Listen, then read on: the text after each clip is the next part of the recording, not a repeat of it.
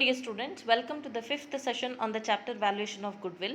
Here in this session, we are going to discuss about two questions with regard to valuation of goodwill under super profit method. Let's take up the first question now. Given below is the balance sheet of Rashmi Limited as on 31st December 2009. On the asset side, they have given goodwill, land, plant, investment, stock, debtors, cash and preliminary expenses. On the liability side, we find 10,000 shares of rupees 10 each, reserve balance, profit and loss account on 1/1/2009. They have added the profit for the current year 24,000. Total balance is taken to the outer column, that is 30,000. 8% debentures, then creditors, provision for tax, depreciation fund with regard to plant they have given.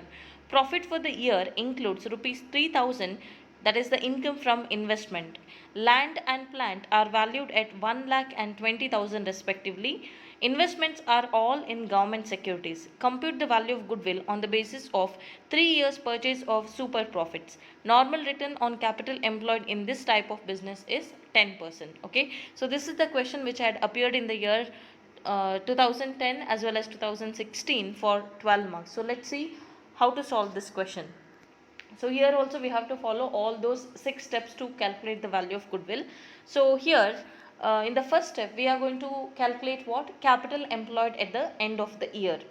So there we are going to write all tangible assets except fictitious assets, except intangible asset, except the investment made which is outside the business. Okay, now coming to the first item given in the asset side, goodwill. Okay, it is an intangible asset which is an internally generated one. We should not include that. Okay, if it is a acquired goodwill, it will be specifically given in the bracket. In that case you consider this. If they simply give you goodwill, it means that it is internally generated goodwill. You cannot consider that, you have to ignore. Okay, then land, they have given book value of 40,000 but the revalued figure is 1 lakh, so you have to take 1 lakh as the present value. Then plant, coming to plant, here there is one adjustment. See, for plant also they have given present value. You have to consider in this case present value of 20,000. Land 1 lakh and plant 20,000. But if this information was not given, that is the present value of plant is not given, in that case how you would have written the amount? Plant value, book value is 50,000 less depreciation fund of 25,000, so remaining would be 25,000. That is the balance you would have taken in the format here, that is 25,000. But here in this case the present value is already given, which is 20,000. So present value means after considering all appreciation, depreciation and all other sort of adjustments. So now from the present value again there is no question of deducting the depreciation fund. Depreciation fund has to be deducted from the book value if the present value is not given. If the present value is given, take the present value directly without making any adjustment. If the present value is not given, then from the book value you deduct this depreciation fund total accumulated amount and the remaining balance has to be taken to the format. So in this case the present value is given, so we are going to take the same one without making any adjustment, that is 20,000. Okay, then next item is investment. It is specifically given that investments are all in government securities, that is it is made outside the business, so it should not be considered. Then coming to stock, they have not given present value, we have to consider book value. Then data is also book value, we have to consider. Cash as it is we have to write. Preliminary expenses, it is not a tangible asset or realizable asset, it is a fictitious asset, you should not consider. So only these are the assets which you have to write in the format, that is land present value, plant present value, stock you have to write the book value itself as the present value, data and cash. When you add all this you get 2,50,000, which is termed as gross market value of all tangible asset. From this we are going to deduct the liabilities to outsiders, both short term and long term. Let's see what are the liabilities. First they have given share capital, no. Reserves, no. Profit and loss account, no. They have given debentures, you consider. Then creditors, consider. Provision for taxation, consider. So these are the 3 outside liabilities we have to write in the format. After this we are going to have the balances. So the balance comes to 1,50,000, which is called net tangible asset, or which is also termed as capital employed at the end of the year. So this is the first step for the calculation of capital employed at the end of the year. In the second step, we are going to calculate what? Average capital employed. Now formula is average capital employed is equal to capital employed at the end of the year minus half of the current year's operating profit. So here in the adjustment they have not given what is the current year's profit, but in the balance sheet itself, by way of adding to the accumulated profit, they have given what is the profit for the current year. So this 24,000 is the total profit for the current year, which includes even non-operating profit. So here it is given that profit for the current year includes 3,000, that is the income from investment, that is interest on investment they have received on this investment made in the government securities amounting to 3,000, and that has been included in this 24,000. So to calculate the current year's operating profit, from 24,000 we are going to deduct this interest on investment. We get 21,000 into half of that. Okay, we are going to write 10,500 will be deducted from 1,50,000 to arrive at average capital employed in the business. Okay, step 3, calculation of normal return. Normal rate of return 10% is calculated on the average capital employed. So we get normal return as 13,950. Then calculation of adjusted annual profit. In this case, they have not given the profit for the previous years, only current year's profit is given. So we have to assume that on an average the business is earning 24,000. So that is the total profit, but we have to adjust one item, that is interest on investment in the government securities. 3,000 will be deducted, so remaining balance would be 21,000. So this is the adjusted annual profit. Okay, don't write average because you have not taken the average of previous years. Okay, then step 5 is calculation of super profit. Super profit is equal to adjusted annual profit minus normal return.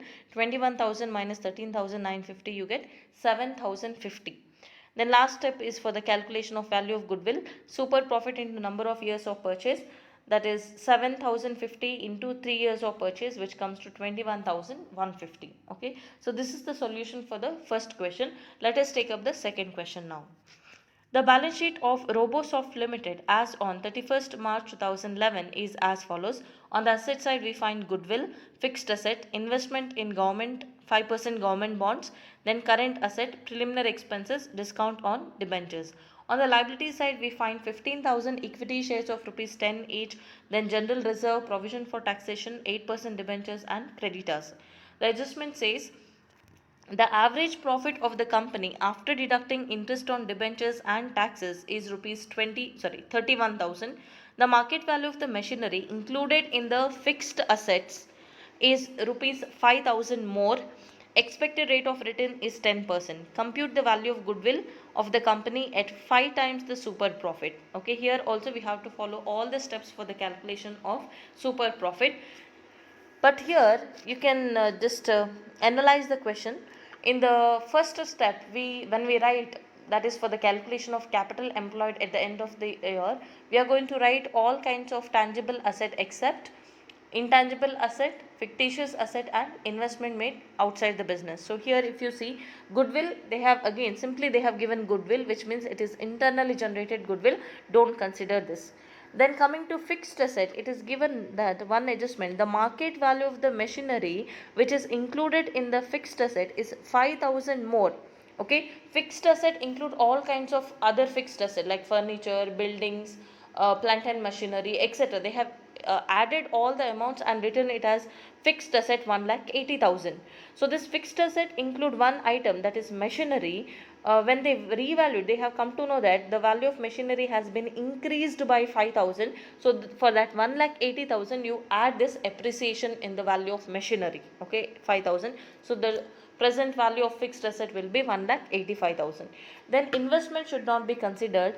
Current asset, they have not given present value, as it is you can write. Then preliminary expenses is not a realizable asset, it is a fictitious asset, don't consider.